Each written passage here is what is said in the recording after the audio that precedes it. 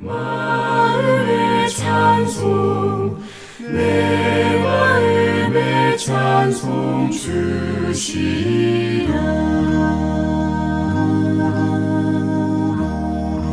주 이끄시네 주가 인도해.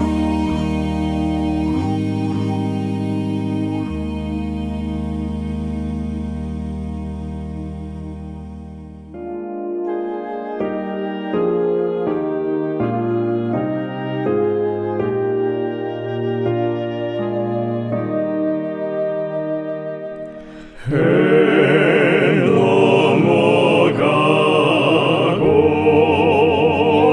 어둠 덮이니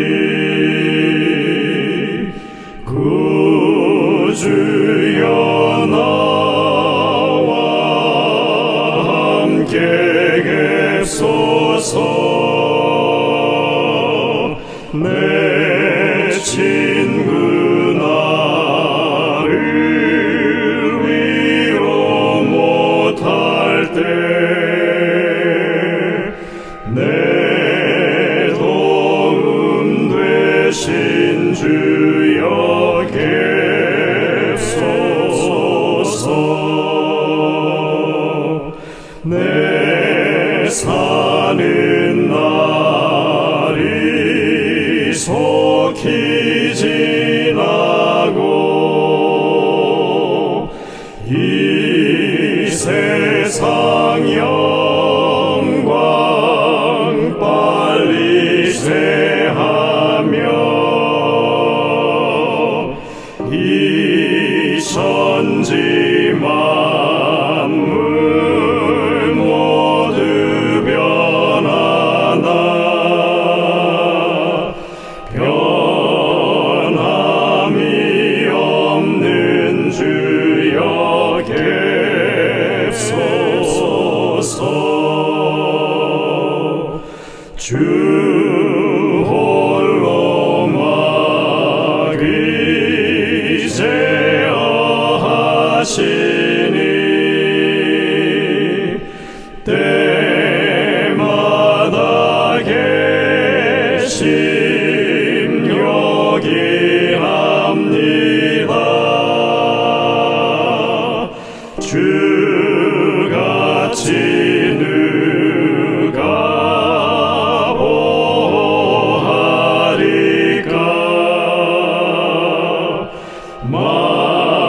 맑거나 흐린 때도 계소서.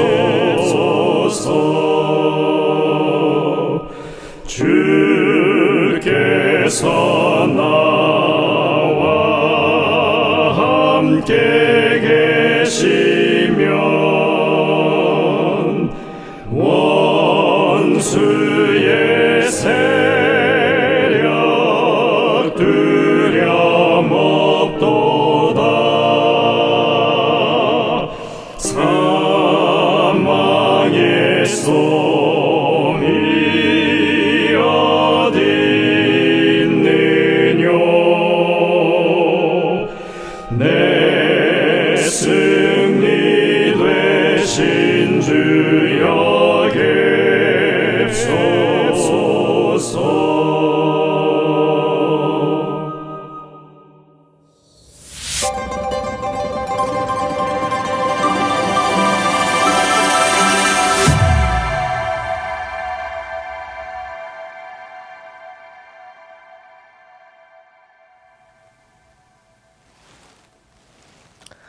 성도 여러분들, 오늘도 평안하셨습니까? 기도주일 다섯째 날입니다.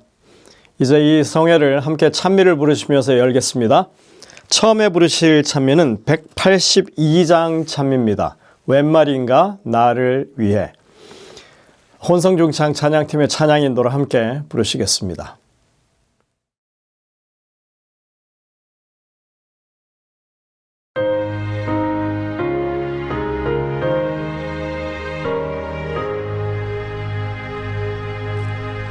웬 말인가 나를 위해 주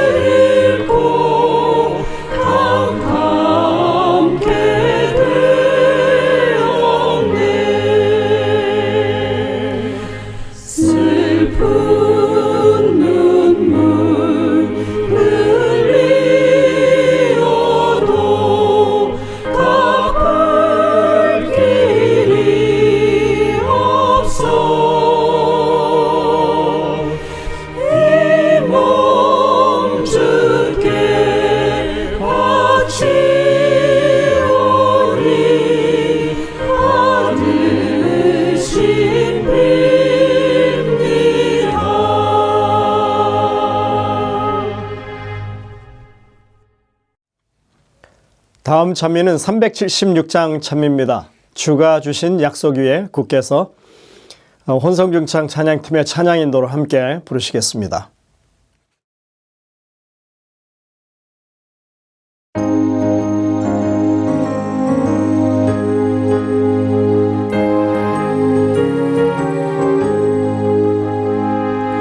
주가 주신 약속 위에 굳게 서 영원토록 주를 찬송하리라. 소리 높여 주께 영광 돌리며 약속 믿고 굳게 서리라. 약속 믿고 굳게 서리. 영원하신 말씀 위에 굳게 서리. 굳게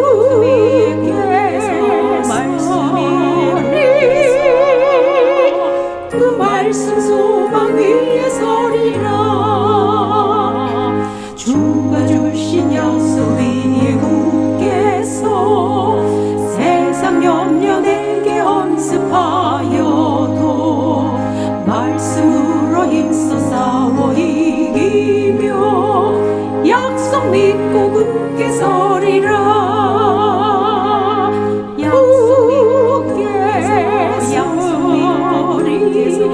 영원하신 말씀 위에 굳게 서리. 말씀 위에 서리. 그 말씀 소망 위에 서리라. 주가 주신 약속 위에 굳게 서 영원하신 주의 사랑이 믿고 성령님의 도움으로 이기며 약속 믿고 굳게 서리라.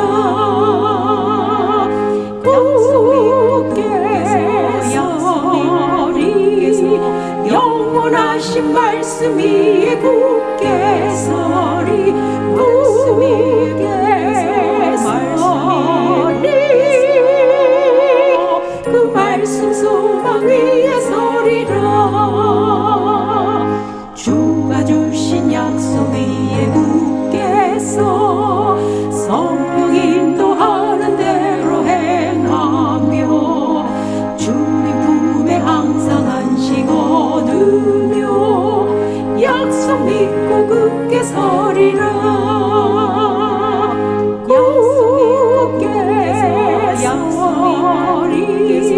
영원하신 말씀 위에 굳게 서리. 말씀 위에 서리. 그 말씀 소망 위에 서리라.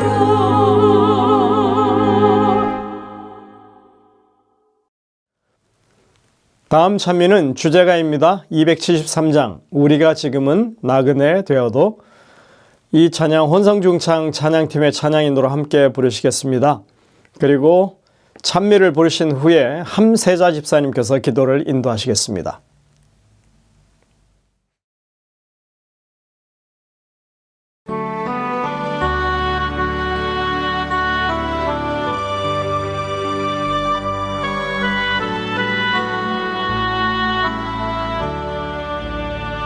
우리가 지금은 나그네 되어도 화려한 천국에 곧 올라가리니 이 세상 있을 때 주 예수 위하여 우리가 힘쓰리 하세. 주에게 분부하시니 천사도 할 수 없겠네. 화목해 하신 구주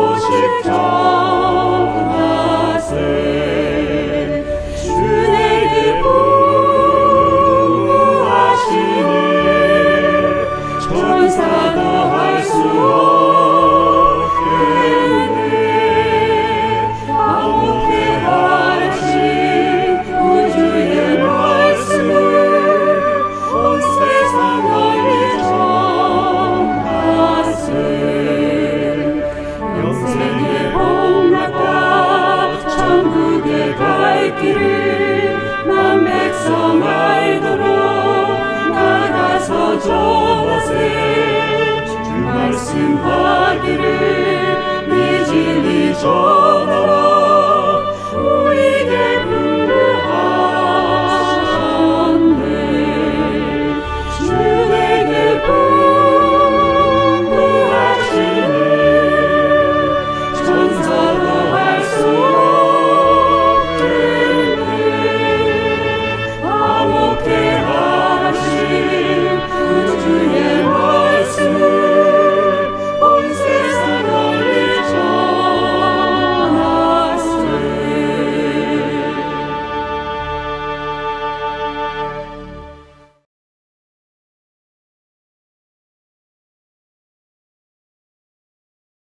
하늘에 계신 하나님 아버지, 이 혼탁한 세상에서 저희들을 보호하여 주시고 안식일을 맞게 하여 주심에 감사드립니다. 죄인인 저희들에게 구원의 약속을 주시고 예수님을 보내주신 무한한 사랑의 하나님 아버지, 감사합니다.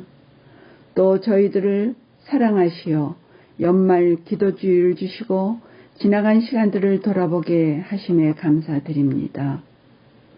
지나간 시간들 속에 부끄러운 삶을 주님 앞에 내려놓습니다. 저희들의 죄를 용서하여 주시고 주님을 따를 수 있도록 은혜를 주시옵소서. 저희 교회에 남대국 목사님을 모실 수 있음에 감사드립니다. 목사님께서 이단과 이설의 판단에 대하여 말씀하실 때에 성령님 목사님과 함께하여 주시고 이 말씀을 통하여 우리의 믿음의 지식까지도 더하게 하여 주시옵소서. 저희들 다시금 하나님 앞에 이웃을 사랑하는 사람, 기도하는 사람, 악의 어떤 모양도 버리는 자들이 되기를 예수님의 이름으로 기도합니다. 아멘.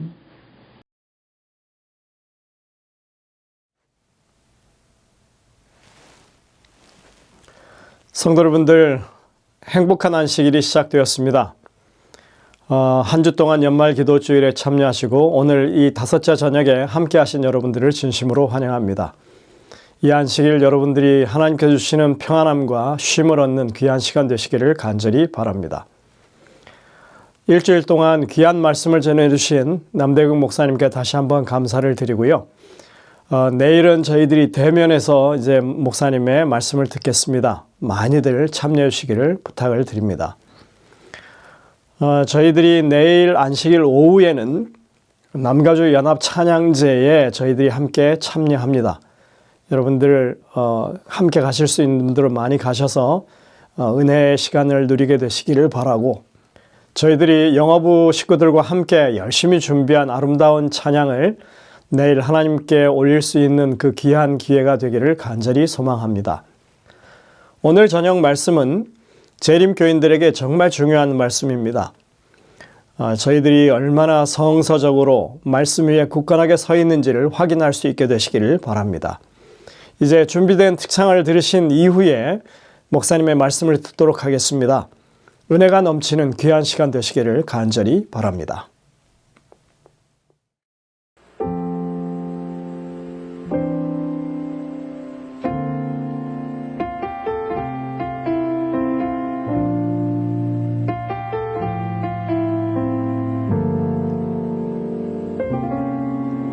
우리 모두 예배하는 자 되어 온전히 영과 진리로 주를 예배하자.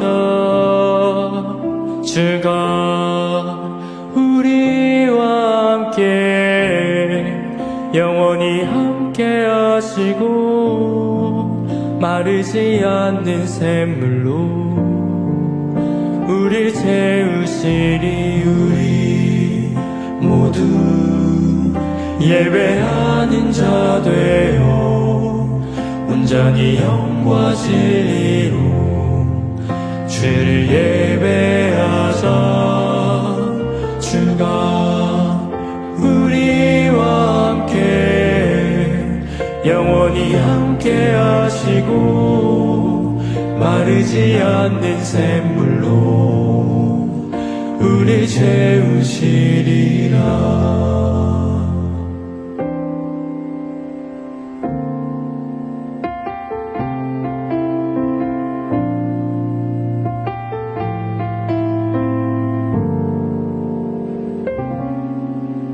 우리 모두 예배하는 자 되어 온전히 영과 진리로 주를 예배하자.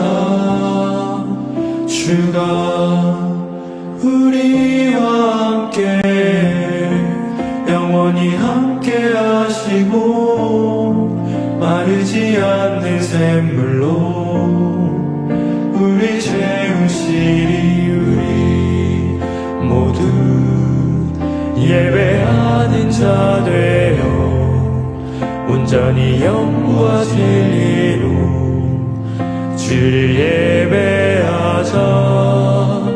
주가 우리와 함께 영원히 함께 하시고 마르지 않는 샘물로 우리 채우시리라.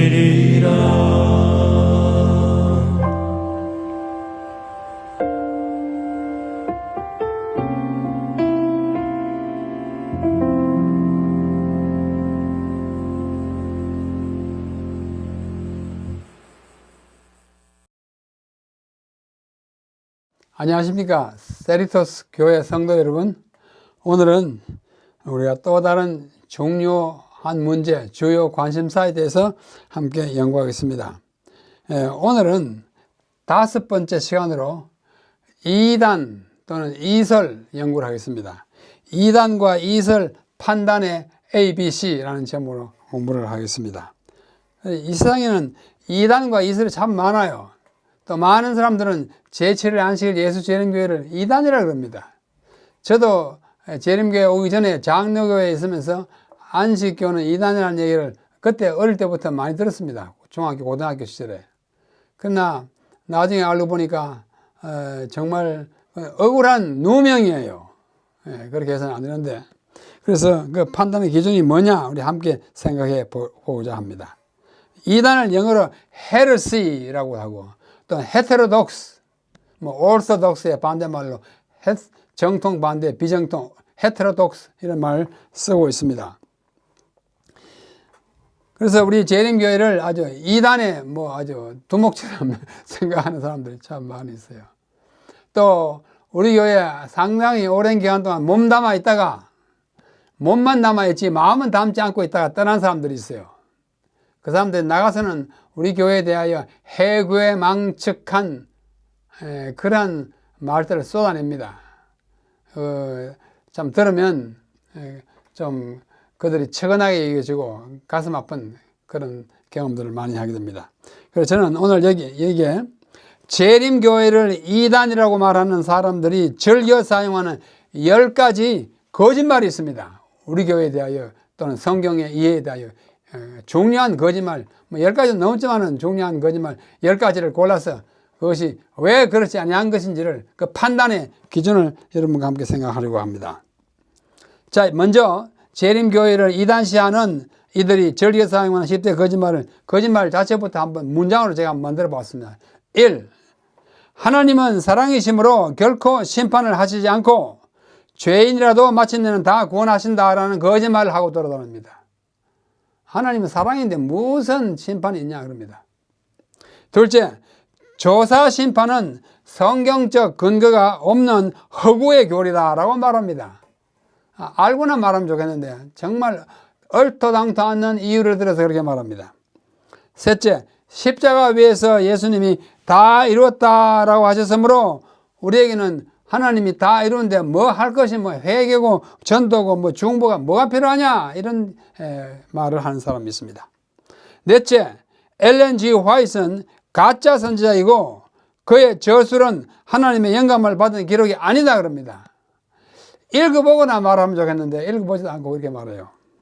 다섯 번째, 그들은 안식일 교회들은 안식일을 안 지키면 구원을 받지 못하고 안식일은 구원의 조건이라고 가르친다. 여러분 그렇게 가르치는 거 들어봤습니까? 6번째, 율법은 구약시대의 유대인만을 위한 것이고 안식교는 율법주의로 인해 망가진 교회이다 그럽니다. 우리 교회에 있다가 나간 사람이 그렇게 말해요. 7번째, 재림교인들은 자기들만 구원을 받고 다른 교단의 교인들은 다 멸망한다고 가르친다. 저는 한 번도 이렇게 가르치는 것을 들어본 적이 없습니다. 8번째, 재림교인들은 살아서 구원받으려고 채식하고 육식을 하면 천국에 못 간다고 가르친다. 그렇게 가르치면 안 됩니다. 그렇게 가르치지 않습니다. 9번째, 11조와 헌금은 바칠 필요가 없으며 우리가 하나님을 위해 살면 모든 소비가 헌금이다 그럽니다. 이런 해괴망측한 얘기를 하고 돌아다닙니다. 10번째, 안식일 교인들은 구원에 확신이 없고 구원을 받지 못할까 봐 벌벌 떨면서 토요일을 지킨다 그럽니다. 여러분 이제 오늘 이제 금요일 저녁부터 안식일인데요. 벌벌 떨면서 나왔습니까? 이런 말들을 하는 사람들이 있어요. 자, 이게 하나하나 제가 오늘 따져보겠습니다. 하나님은 사랑이심으로 결코 심판을 하시지 않고 죄인이라도 마치는 다 구원한다 그래요. 그런 사람이 있습니다. 이걸 만인 구원설이라 그럽니다. 모든 사람이 마치면 구원받는데 뭐 그렇게 떠들 거냐. 그러니까 보편주의, 유니버설리즘이라고도 말합니다. 그러나 히브리서 9장 28절을 한번 정신 차리고 읽어보십시오. 한 번 죽는 것은 사람에게 정하신 것이요 그 후에는 심판이 있으리니 이와 같이 그리스도도 많은 사람의 죄를 담당하시려고 단번에 들으신 바 되시고 구원에 이르게 하기 위하여 죄와 상관없이 자기를 바라는 자들에게 두 번째 나타나시리라. 누구를 만기하고 죄와 상관없이 사는 하나님의 백성들을 데리러 가려고 두 번째 나타나시는데 아무나 다 데려갈 것 같으면 뭐 심판이 아무것도 없게요. 성경 말씀을 똑바로 읽어야 합니다. 심판이 없다고 주장하거나 모든 사람이 구원을 받을 것이라고 말하는 이들은 다음에 성경 구절을 어떻게 이해하는지 밝혀야 합니다. 자, 여기 전도서 3장 17절. 전도서는 성경 아닙니까? 전도서는 구약시대만을 위한 것입니까? 아니잖아요. 내가 심중에 이르기를 의인과 악인을 하나님이 심판하시리니 이는 모든 목적과 모든 일이 이룰 때가 있음이라 하시더라. 심판합니다. 전도서 12장 14절 맨 마지막 절이죠. 하나님은 모든 행위와 모든 은밀한 일을 선악간에 심판하시리라. 유대인만을 위한 거 아니에요. 또 미가서 4장 3절 그가 많은 민족 중에 심판하시며 먼 곳 강한 이방을 판결하시리. 판결하고 심판하십니다. 또 신약에 와서도 마태복음 12장 36절 내가 너희에게 이르노니 사람이 무슨 무익한 말을 하든지 심판날에 이에 대하여 신문을 받으리라. 예수님의 말씀이에요. 이래도 심판이 없다고 말할 수 있겠습니까? 나를 저버리고 내 말을 받지 아니하는 자는 심판할 이가 있으니 곧 나의 한 그 말이 그날 마지막 날에 저를 심판하리라. 심판하십니다. 사도행전 17장 이는 정하신 사람으로 하여금 천하를 공의로 심판할 날이 작정하시고 심판날을 작정했어요. 그날 다가옵니다. 로마서 14장 10절 네가 어찌하여 내 형제를 판단하느냐 어찌하여 내 형제를 업신여기느냐 우리가 다 하나님의 심판대 앞에 서리라. 심판받습니다. 데살로니가 후서에도 있고 요한계시록에도 같은 말씀이 있습니다. 책들이 펴놓여가지고 심판한다 그랬어요. 이런 말씀이 무슨 뜻인지를 그들은 답해야 합니다. 하나님이 사랑이시기 때문에 최후의 심판과 형벌이 없다고 주장하는 것은 하나님을 무원칙하고 비도덕적인 존재로 전락시키고 성경에 수십 번 명시되고 강조된 하나님의 통치 방법을 부인하는 행위입니다. 심판하세요. 예수님 뭐하러 이 땅에 오셔서 십자가에 달려 돌아가십니까? 아무나 구원받을 것도 없으면. 하나님의 사랑은 인간에 대하여 무원칙한 또는 자유방임이나 방종의 사랑이 아닙니다. 하나님의 사랑은 원칙이 있는 사랑이요 하나님께서 친히 희생을 감수하시면서도 지키시는 규범 있는 사랑이에요. 규범 있는 사랑이에요. 그분이 자신을 내놓을 만큼 원칙을 가진 분인 것입니다. 둘째, 조사 심판은 성경적 근거가 없는 허구의 교리라고 합니다. 조사 심판, 영어로는 investigative judgment라고 합니다. 이 교리는 성경에 없는 것을 재림교회와 화이트 여사가 지어낸 교리가 아닙니다. 아니에요. 그런데 그렇다고 사람들이 주장해요. 위에서 지적한 바 심판이 없다고 하는 사람들은 물론 조사 심판도 없죠. 조사 심판도 심판이니까. 없다고 자꾸 말합니다. 성경에 분명히 나타나 있는 신약 개념임에도 불구하고 그들은 자꾸 없다고 합니다. 먼저 다니엘이 본 계시의 장면을 살펴봅시다. 다니엘 7장이에요. 내가 보았는데 왕자가 놓이고 옛적부터 항상 계신 이가 좌정하셨는데 성부 하나님이요. 그 옷은 희기가 눈 같고 그 머리털은 깨끗한 양의 털 같고 그 보좌는 불꽃이요 그 바퀴는 불이고 그 다음에 불이 강처럼 흘러 그 앞에서 나오며 그에게 수정하는 자는 천천히요 그 앞에 시위한 자는 만만이며. 뭘 베푸는데? 심판을 베푸는데 책들이 펴 놓였더라. 책 왜 펴입니까? 심판할 때 봐야 될 거 아니에요. 무속대가 누구 이렇게 하잖아요. 다니엘 7장 9절 10절입니다. 저는 이 구절을 아주 깊이 연구했습니다. 심판입니다. 이 이상은, 다니엘의 본 이상은 옛적부터 항상 계시니 곧 성부 하나님이 보좌에 앉아가지고 책들을 펴고 재판하는 권세를 가진 인자 같은 이에게 넘겨주는 장면을 보여줍니다. 예수님이 이제 심판하세요. 다시 말해서 앞으로 하늘에서 심판이 있을 것을 예고하는 다니엘의 계시예요. 다음의 성경들도 조사 심판이 있는 것을 분명히 말해주고 있습니다. 책들이 펴져 있다고 그래요. 베드로전서 4장 17절 하나님 집에서 심판을 시작할 때가 되었나니 만일 우리에게 먼저 하면 하나님의 복음을 순종치 아니하는 자들의 그 마지막이 어떠하며 또 의인이 겨우 구원을 받으면 경건치 아니한 자의 죄인이 어디 서겠느냐. 심판받는다 그거예요. 이는 우리가 다 반드시 그리스도의 심판대 앞에 드러나 각각 선악간에 그 몸으로 행한 것을 따라 심판을 받습니다. 고린도후서 5장 10절의 말씀이에요. 내가 너에게 이르노니 사람이 무슨 무익한 말을 하든지 심판날에 이에 대하여 신문을 받으리니 내 말로 의롭다함을 받고 내 말로 정죄함을 받으리라. 네가 말한 대로 심판을 받는다 그거예요. 받습니다. 이 본문들에서 심판의 한 과정으로서 조사 또는 심사하는 일이 있을 것이 명시되어 책을 펴놓지 않습니까? 책 펴가지고 보는 거예요. 그게 조사가 아니고 무엇입니까? 이러한 심판의 과정이 예수의 재림 이전에 있게 될 것이므로 이것을 재림 전 심판, Pre-Advent Judgment라고 일컫기도 합니다. 이 심판은 성경에 이미 제시되어 있는 것을 체계화하고 거기에 적합한 명칭을 붙인 것이지 성경에 없는 개념을 재림교회가 지어내는 것이 아니에요. 아닙니다.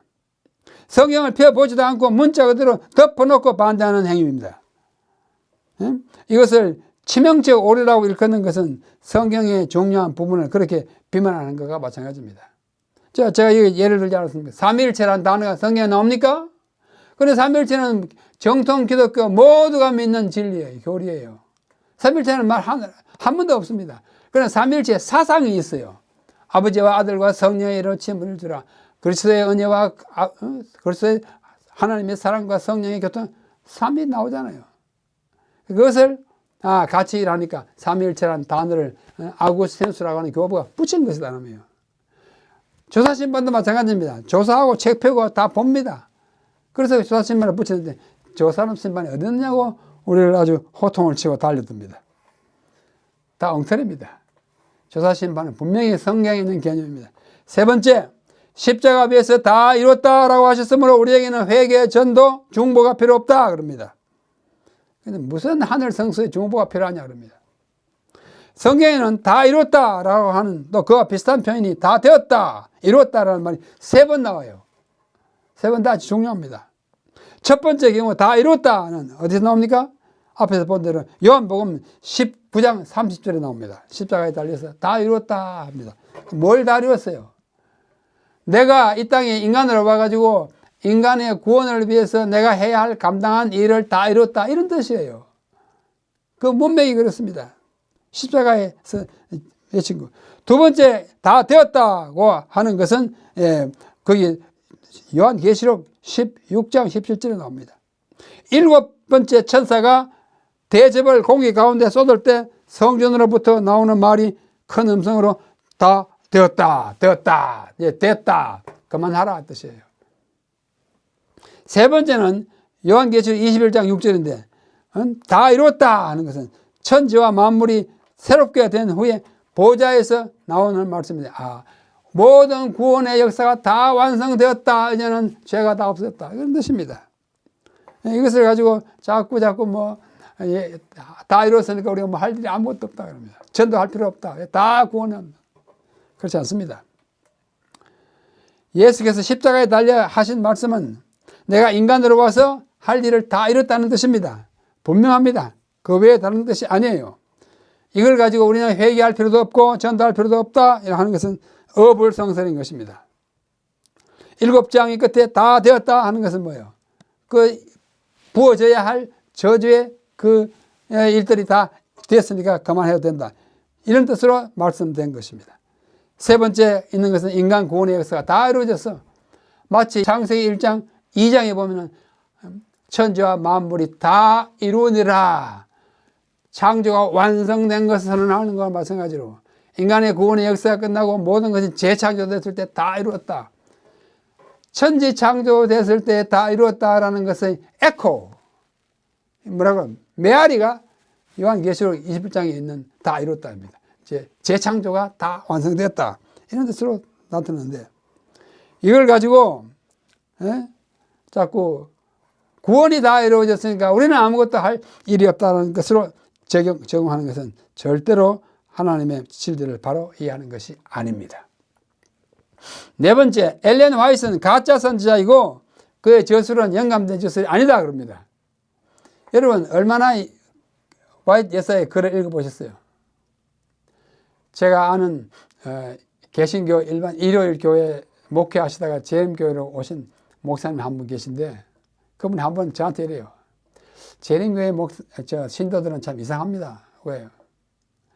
그 귀한 선물, 말하자면 예언의 신 책들이 참 자기 읽어보니까 정말로 영감이 넘치는 글인데 자기가 방문해 본 재림 교인 집에 가보니 찬장에다 예언의 신을 쫙 해놓고 유리창문이 있긴 있는데 닫아가지고 자물쇠로 딱 잠궈놨더래. 뭐 하나도 본 흔적이 없고 깨끗하게 장서용으로 또는 집안에 있는 일종의 뭘까요? 방을 장식품으로 갖다 놓은 것 같더라 그래요. 그걸 왜 안 했는지 모르겠다 그래요. 그래서 제가 김 목사님 그렇게 해놓은 가정도 몇 가정 있겠지만은 다 열심히 봅니다. 그래야죠. 그렇게 말씀하더라고요. 읽어야 합니다. 부뚜막에 소금도 집어넣어야 짭니다. 읽지 않고 비평부터 먼저 합니다. 예언의 은사는 각 시대의 전통을 따라서 끊임없이 개성되어 왔습니다. 엘렌 화이트에게만 뭐 특별한 영감을 주어진 건 아니에요. 그분이 물론 마지막 시대를 위해서 보내지는 받았지만 영국의 존 웨슬리가 영감을 받고 막 부흥해가지고 세운 교회가 감리교회고 프랑스의 장 칼뱅이 개혁운동 이렇게 해가지고 생긴 교회가 장로교회고 독일의 마르틴 루터가 계획해가지고 생긴 교회가 루터교회고 미국의 밀러와 화이트 재림운동 이렇게 해가지고 생긴 교회가 재림교회입니다. 각 시대마다 그들의 한 역할이 있어요. 그들이 다 나쁘다고 할 수 없습니다. 그들은 맹목적으로 했다고 말할 수 없어요. 그러나 엘렌 화이트는 좀 더 특별하게 영감을 받은 확실한 증거들을 보여주면서 많은 사람들 보는 가운데 계시를 받은 장면이 수없이 많습니다.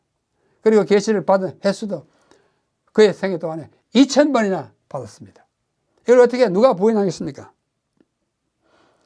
읽어야 합니다. 요한계시록 12장 17절에 보면 용이 여자에게 분노하여 돌아가서 그 여자의 남은 자손 곧 하나님의 계명을 지키고 예수의 증거를 가진 자들을 더불어 싸우려고 바닷물에 있었더라. 여기 하나님의 계명을 지키고 예수의 증거를 가진, 예수의 증거가 뭐냐? 요한계시록 19장 10절에는 예수의 증거는 예언의 신, 예언의 영이다 그랬어요. 성령의 감동함을 받은 사람이 와서 이 교회 안에 상당한 영향을 끼칠 것을 예언한 그 예언의 성취라고 우리는 봅니다. 와이프인이 성경에 아무 근거도 없는 그런 영감을 받는다고 우리가 말할 수가 없는 거예요. 예수의 증거를 우리가 가지고 있습니다. 예언의 신을 가지고 있는 것은 남은 자손의 한 특징이기도 합니다. 이분이 엘렌 화이트입니다. 이러면 다 익숙해하는 얼굴이죠. 그런데 이분에 대하여 자꾸 가짜 선지자라고 합니다. 그런데 제가 책을 한번 보다 보니 이 엘렌 화이트에 대하여 특별한 간정이랄까 어떤 증언을 한 학자가 있어요. 그 학자가 누구냐면 이분입니다. 윌리엄 올브라이트라고 하는 분이에요. 저는 이분을 한 번도 보지도 못하고 이분의 제자들에게 배웠습니다. 제가 박사학위 공부를 한 동안에 저를 가르친 선생님 가운데 적어도 2분이 이분의 가르침을 직접 받고 이분과 아주 가까운 관계에 있었던 사실을 알게 됐습니다. 이분이 올브라이트인데요. 20세기의 3대 천재 가운데 한 분입니다. 알버트 아인슈타인 천재라고 그럽니다. 그 다음에 토마스 알바 에디슨 천재라고 그럽니다. 그 다음에 윌리엄 폭스웰 올브라이트 천재예요. 고고학의 천재고 고대 언어의 천재고 구약학의 천재인데 이분이요. 내일 더 자세히 제가 말씀드리겠습니다만 한 책을 썼어요. 그 책이 From the Stone Age to Christianity 석기 시대로부터 기독교 시대까지 이런 책에 19쪽에 보면 이와 같은 말을 썼습니다. 19쪽에 아주 재밌는 말이에요. 제가 다 읽지 않겠어요. 이 19페이지의 내용이 뭐냐면 서구의 역사에 있어서 지난 250년 동안에 시대를 앞서 보던 말하자면 예언자, 프로핏, 우리말로 하면 선지자, 그죠? 예언자도 선지자가 하나, 둘, 셋, 넷, 5명 있었다 그럽니다. 그 5명이 누구냐면 제가 그 파란 줄 꺼놨죠. 하인리히 하이네, 유대계 독일인이에요. 그 다음에 롱 블라, 프랑스 사람입니다. 그 다음에 줄 베른, 프랑스 사람입니다. 그 다음에 에마누엘 스웨덴 보리, 스웨덴 사람이에요.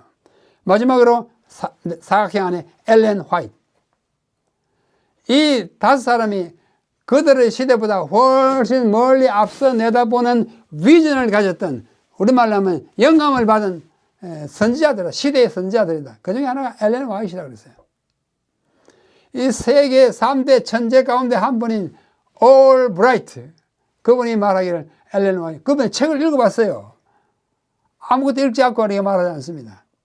그 제자 가운데 한 사람이 재림교회 학자가 있었는데 그분이 줘서 책을 읽어보니 이분은 예언자다. 시대를 앞서 봤다. 그렇게 인정하는 반면에 재림교회 안에 있으면서도 뭐예요? 엘렌 화이트는 가짜 선지자를 한다든지 읽어보지도 않고 바깥에 있으면서 엘렌 화이트 가짜라고 하는 것은 말이 안 되는 거예요. 그분은 우리 주님의 기별자였고 영감받은 저술가였고 또 선지자였고 재림교회의 공동 창설자 중에 한 사람으로 우리는 정하고 있는 것입니다. 그분이 이미 경고했어요. 예고했어요. 가려보면 기별 3권 350페이지요. 반대자들의 논제가 될 화이제사를 반대하는 그 이유로 삼았어요. 진리는 승리할 것이다. 나는 그리스도께서 오실 때까지 내게 대한 공격이 있을 것을 예상한다. 예상했어요. 그분이 많은 영감을 받고 글을 써 내보내면 사람들이 그를 공격할 것을 자기 자신도 봤어요. 우리 믿음에 대하여 반대자들마다 화이트 여사를 자기를 그들의 논제로 삼을 것이다. 그들은 진리를 반대하기 시작하며 나를 공격한다. 내가 무엇을 했는가? 만약 악하다면 그들로 하여금 그 악에 대하여 증거해봐. 내가 뭐 잘못했는가? 내가 영감받아 말하는 것이 내가 틀렸거든 지적하라 그거예요. 아주 영감받은 이답게 당당하게 말씀하는 그분. 읽어보지도 않고 무턱대놓고 문자가 들어 덮어놓고 와이프는 가짜다 엉터리라는 것은 말이 안 되는 것입니다. 내일 제가 좀 더 자세히 말씀드리겠습니다. 5째, 그들은 안식일을 안 지키면 구원을 받지 못하고 안식일은 구원의 조건이라고 가르친다. 저는 안식일 교인이 된 지 60년이 됐는데 안식일을 지켜야 한다는 말은 수십 번 들었지만 안식일이 구원의 조건이라는 말은 나 거의 들어본 적이 없습니다. 또 저는 가르친 적은 물론 없습니다. 우리가 안식일을 지키는 것은 구원을 얻기 위해서가 아니라 구원을 얻었기 때문입니다. 구원 얻었지 않아서 안식일 뭐하러 지킵니까? 그렇죠? 자기부터 살면 되죠. 그러나 구원받은 사람은 법을 지켜야 합니다. 구원은 안식일 준수의 목적이 아니라 이유입니다. 구원받기 위해서 안식일 지켜라. 구원받았기 때문에 안식일 지키는 거예요. 만약 우리가 안식일을 지켜서 우리의 구원을 얻는다면 그리스도의 십자가는 우리에게 아무런 공로가 되지 않고 우리는 그리스도의 은혜와 희생을 흠으로 돌리게 될 것입니다. 구원은 전적으로 그리스도의 은혜로 주어지는 것입니다. 우리가 어떤 선행을 함으로써 그 대가로 얻어지는 것이 아닙니다. 우리 재림교인들은 그렇게 믿고 가르치는데 사람들은 우리를 무고하고 있습니다. 무고해요. 그릇된 이유를 가지고 대하는 것입니다. 여기 리뷰에 늘 1895년에 엘렌 화이트가 기록한 거예요. 엘렌 화이트가 기록한 그들은 읽으면 좋겠어요. 하나님께서는 오직 그분의 사랑하는 아들을 통해서만 우리를 받으신다. 예수를 통해서 구원받아요. 그리고 선행은 죄를 용서하시는 그분의 사랑이 역사한 결과에 불과한 거예요. 우리가 선행하는 것은 구원받은 사람이 그의 사랑의 동의를 받아가지고 하는 결과예요. 선행은 우리에게 아무런 자랑이 될 수 없고 선행의 대가로 어떤 것도 우리에게 주어지지 않는다. 우리의 선행이 우리의 구원에 기여했다고 주장할 만한 구석이 하나도 없다. 안식을 지킴으로 우리가 구원한다면 우리가 지키는 그 행위가 우리의 구주가 되잖아요. 예수님 무슨 필요가 있어요? 우리 그렇게 믿지 않고 그렇지 않는데도 바깥에서는 안식일 지켜서 구원 얻으려고 죄 받은 거린다 이렇게 말해요. 무고입니다. 아주 잘못된 것입니다.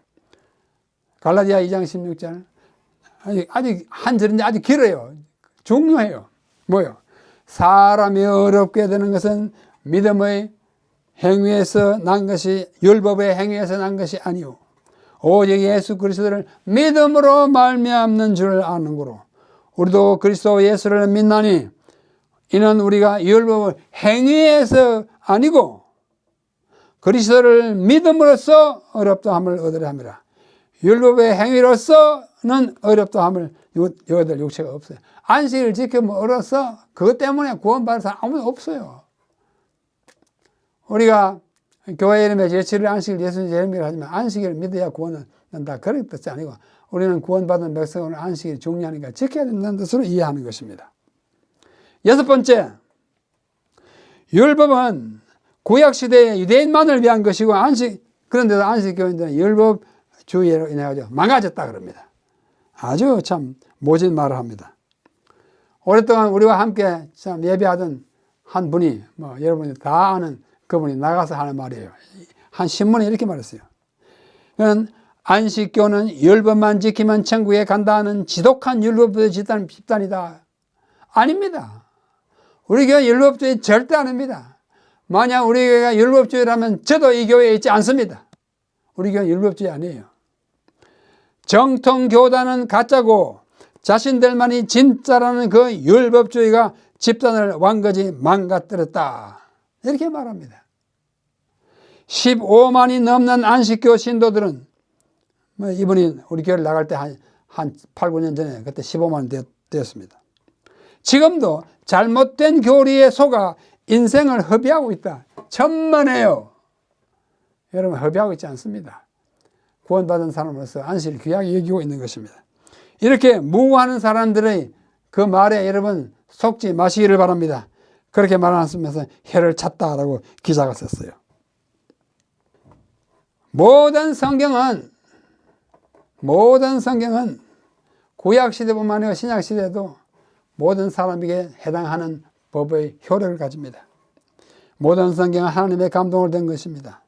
여러분들 율법도 거룩하고 계명도 거룩하고 어렵고 선해요. 지켜야 합니다. 유대인만을 위한 고대의 법이 아니에요. 오늘도 지켜야 합니다.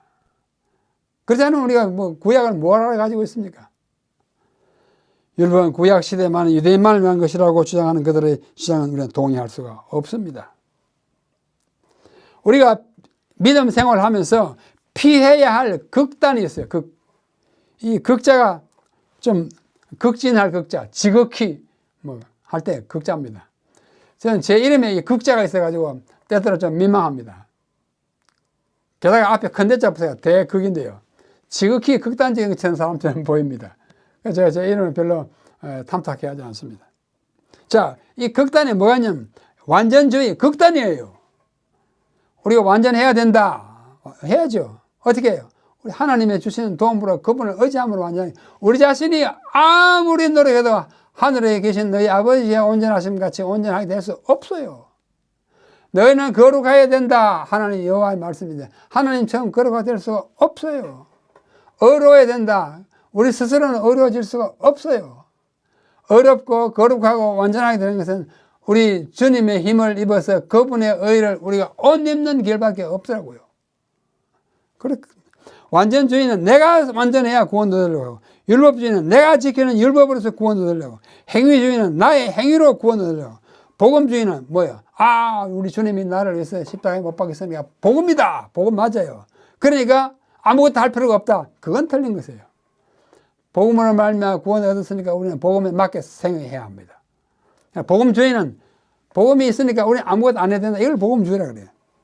자유주의 마음대로 안 돼요. 도덕률 폐기했다. 아니에요. 십자가주의, 사랑주의, 주의가 붙으면 다 주의해야 합니다. 십자가주의, 십자가는 다 됐다. 맞긴 맞는데 난 아무것도 안 한다. 그건 아니에요. 극단으로 취하는 것은 다 피해야 합니다. 믿음주의, 은혜주의. 믿음이면 다 된다. 믿기만 하면 됩니까? 야고보서에 사탄도 뜬다 그랬어요. 믿고 뜬다. 그런 게 아니에요. 믿으면 순종해야 돼요. 그죠? 은혜가 풍성하다. 그럼 은혜에 맞게 살아야 합니다. 이 모든 주의를 우리는 주의해야 합니다. 자, 완전주의를 한 사람들 그럽니다. 마태복음 5장 48절 완전하라. 레위기 11장 거룩하라. 히브리서 뭐요? 어렵고 거룩하라. 해야 돼요. 그러나 또 한편으로 뭐라 그랬어요? 나그네를 있을 때에 때를 따라서 내가 두렵고 떨림으로 구원을 얻어라. 또 넘어질까 조심하라 그랬잖아요. 십자가에서 다 이뤘다. 랄랄이 이렇게 하면 안 돼요. 그렇지. 예수님 나를 돌아가셨지. 내가 두렵고 떨림으로 넘어질까 조심하는 거죠. 우리는 믿음을 가지되 온전하고 순종하는 믿음을 가져야 올바른 믿음이 되는 것입니다. 자, 7번째. 재림 교인들은 자기들만 구원을 받고 다른 교단의 교인들은 다 멸망한다고 가르친다. 저는 이런 말을 한 번도 들어본 적이 없습니다. 60년 동안에. 누가 이렇게 가르칩니까? 그렇지 않습니다. 그런 사람이 있다면 좀 극단에 치우쳐가지고 제멋대로 말해본 사람이지. 어떻게 다른 사람은 다 멸망받고 안식일을 한다고. 그럴 수가 없어요. 우리는 구원을 독점한 단체가 아니에요. 이 마지막 시대에 중요한 기별을 가진 단체이지 구원을 독점한 단체가 아닙니다. 하나님이 세상을 이처럼 사랑하사 독생자를 주셨으니 이는 저를 믿는 자마다 율법을 행하는 자마다 아니에요. 멸망치 않고 영생을 얻고 구원을 얻습니다. 저희를 데리고 나갔다 가로되 선생들아 내가 어떻게 하여 구원을 얻겠습니까? 저기 빌립보에 거기 감옥에서 일어난 일이죠. 그때 바울이 말합니다. 주 예수를 믿으라. 그리하면 너와 내 집이 구원해. 믿음의 조건은 구원이에요. 구원의 조건은 믿음이에요. 율법의 행위가 아닙니다. 8번째, 재림교인들은 살아서 구원을 받으려고 채식하고 육식을 하면 천국에 못 간다고 가르친다. 저도 뭐 채식을 해오고 있습니다만 살아서 구원받으려고 채식하는 건 아니에요. 그것이 우리 몸에 원래 하나님께서 의도하신 음식이기 때문에 그렇게 순종할 따름입니다. 그렇다고 내가 안 죽습니까? 죽을 겁니다. 예수님 드디어오시면 죽어야죠. 채식하는 사람들 다 죽었습니다. 우리가 살아서 구원을 얻기 위해서 하는 건 아닙니다. 이 보면 창세기 1장 29절에 창조하신 다음에 바로 말씀하기를 내가 온 지면에 씨 맺는 모든 채소와 씨가 진 열매 맺는 것을 너에게 식물로 음식물로 주겠다 이렇게 말씀하셨어요. 그래서 그런 것입니다. 너희 먹을 것은 밭의 채소라고 말씀하시는 것입니다. 9번째, 11조와 헌금은 바칠 필요가 없으며 우리가 하나님을 위해 살면 모든 소비가 헌금이다. 아주 그럴듯하고 매력적인 선언입니다. 제가 어떤 자리에서 우리 교회 온 지 오래됐지만 11조를 한 번도 바친 적이 없는 것으로 알려진 그 어떤 분에게 물어봤어요. 아무개 선생님, 어찌하여 우리 교회 오신 지 수십 년이 되는데 20년, 30년이 돼가는데 어떻게 11조를 한 번도 안 바쳤다는 세인들의 비난이 있습니다. 그렇게 했더니 이분이 가만히 있다가 대답하기를, 제가 직접 들었어요. 나는 모든 수입을 하나님을 위해서 씁니다. 그래서 별도로 11조를 바칠 필요가 없습니다. 그래가지고 우리 같이 말을 듣던 사람들 다 깜짝 놀랐습니다. 아하. 자기가 소비하는 모든 것이 헌금에 준한다는 거예요. 그래서 이분이 참 재림교인 되기 참 힘들구나, 그런 생각을 한 적이 있습니다. 우리는 크든 작든 자기가 얻은 것의 10분의 1을 바치는 것은 교회의 유지와 말씀과 전도의 사역을 위해서 필요한 것입니다. 여기 살렘 왕 멜기세덱에 아브라함이 바쳤잖아요. 10분의 1을 바쳐야 됩니다. 아브라함이 바쳤다면 우리 모두가 다 바쳐야 합니다. 사람이 어찌하여 하나님께서 도적질하느냐 그럽니다. 성경에 11절 말이 25번 나와요. 말라기서에 특별히 말합니다. 온전한 11절을 창고에 들여서 내 집에 양식이 있게 하라. 특별히 마태복음에 예수님도 말씀하세요. 화 있을진저 외식하는 서기관들과 바리새인들이여, 너희가 박하와 회양과 근처의 11조는 드리되, 아니 미미한 것은 막 따져가지고 굉장히 정확하게 드린 것처럼 갖다 바치되, 율법에 더 중요한 바 의와 인과 시는 버렸다. 더 큰 것은 막 무시하고. 그러나서 예수님 하신 말씀이에요. 그러나 이것도 행하고 저것도 버리지 말아라. 11조도 내고 의와 신도 지켜라. 너 의와 신 지켰느니 11조 안 내도 된다, 이렇게 말씀하지 않았어요. 이것도 행하고 저것도 버리지 마라. 11조도 바치고 어렵게 살아야 한다는 뜻으로 말씀하셨습니다. 그러므로 우리는 그 주장에 너무 쉽게 속아 넘어가지 말고, 가능하면 11조를 안 바치려고 하지 말고 순종하는 마음으로 바치면 참 마음이 기쁩니다. 한번 바쳐보십시오. 마지막으로 안식일 교인들은 구원의 확신이 없고 구원을 받지 못할까 봐 벌벌 떨면서 토요일을 지킨다. 천만의 말씀. 여러분 벌벌 떨면서 교회 나오십니까?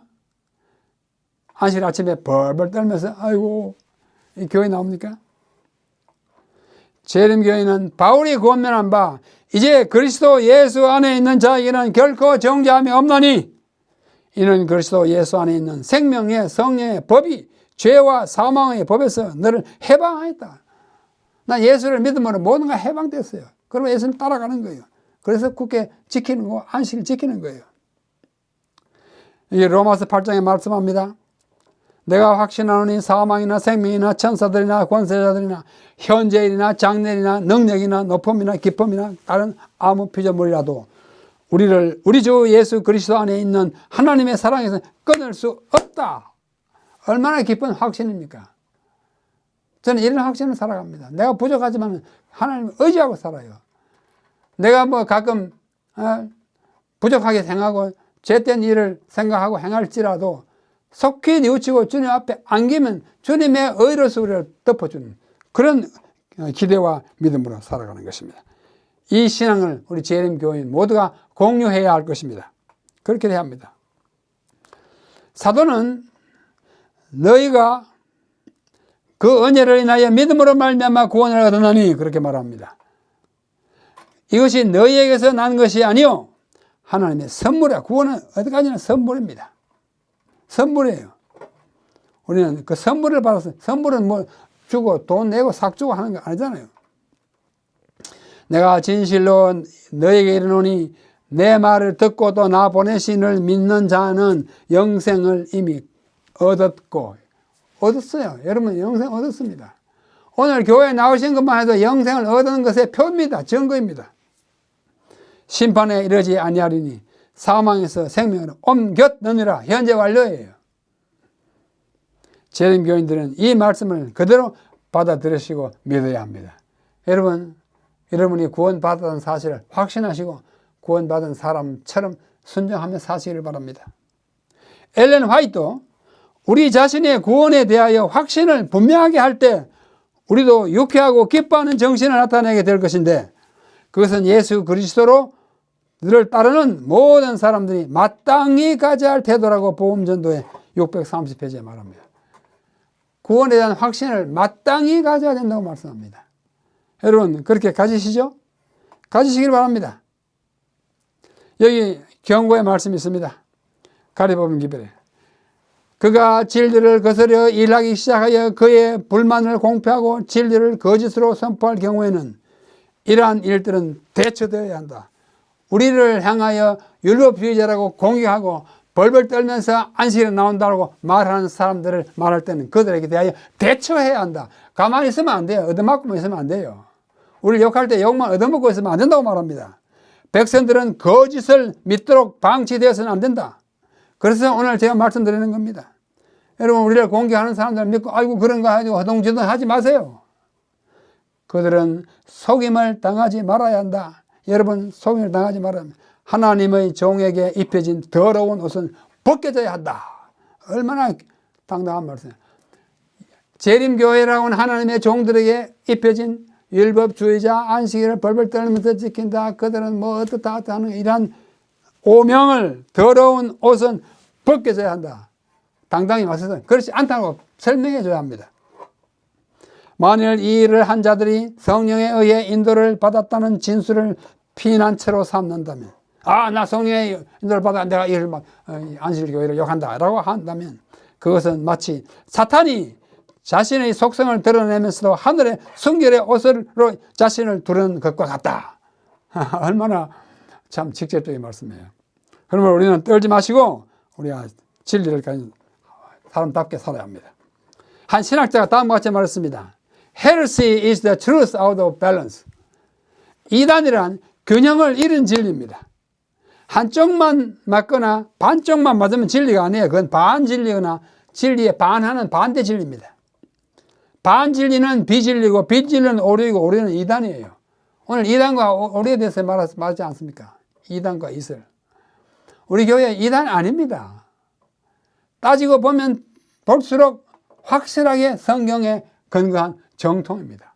이 자부심을 가지고 누가 뭐라 그러든 당당히 맞서세요. 그 제가 드린 이 말씀을 갖다 들려주시기 바랍니다. 우리 십자가의 종교는 사랑과 공의가 균형이 맞았습니다. 사랑만 강조해서 다 구원은 안 돼요. 공의만 주장해가지고 너희들 다 심판 받아가지고 다 멸망, 그것도 아니에요. 다 균형 잡힌 진리입니다. 예수님이 십자가에 달려 돌아가신 이유가 바로 그렇습니다. 사랑과 공의가 균형 맞춘 것이 십자가의 죽음입니다. 약하고 결함이 있어 보이나 교회는 하나님의 보호하는 교회입니다. 사도행전 12페이지 너무나 유명한 구절입니다. 여러분 다 같이 따라 읽으십시다. 저와 함께 읽으십시다. 시작. 영적 하먹기에 하나님의 교회는 산 위에 세운 도성이었다. 순결한 하늘의 가르침은 시대의 시대를 이어서 계속되는 세대를 통하여 교회 안에서 공개되어 왔다. 비록 약하고 결함이 있어 보이나 교회는 하나님께서 특별한 의미에 있어서 그분의 최고의 관심을 쏟으시는 대상이다. 교회는 하나님의 은혜가 실현되는 장소로서 하나님은 그 안에서 심령을 변화시키는 그분의 능력을 나타내시기를 기뻐하신다. 뭐 재림교회 약하게 조그맣게 보이지만 하나님의 역사예요. 그 교회를 통해서 마지막 사명을 이루게 하는 것입니다. 사랑하는 세르토스 교회 성도 여러분, 우리가 믿고 전파하는 진리를 그릇되게 나타내지 않도록 항상 경계하고 조심하면서 살아갑시다. 우리가 어떤 사람이 율법주의적으로 살았기 때문에 그걸 옆에서 보고서 안식일은 다 저렇다 그러지 않도록 해야 합니다. 과유불급이라는 말이 있습니다. 지나치는 것은 미치지 않는 것과 같다 그랬어요. 우리 안식일 진리가 중요하지만은 안식일이 모든 것처럼 안식일 지키면 구원 못 받아 이렇게 하지 말라고요. 안식일을 구원의 조건으로 주신 것 아니에요. 하나님은 올바로 섬기는 방법으로 주신 것입니다. 창조를 기억하기 위해 주신 거예요. 우리 교회 이름 참 훌륭합니다. 제7일 안식일은 창조를 가리키고 예수 재림은 말세를 가리켜요. 양쪽 구원의 역사의 인간 역사의 끝을 가리키는 두 이름을 아치를 이루어 있는 것이 세븐스 애드벤티스트입니다. 성경에는 좌우나 우르나 치우치지 말라는 말을 12번이나 반복합니다.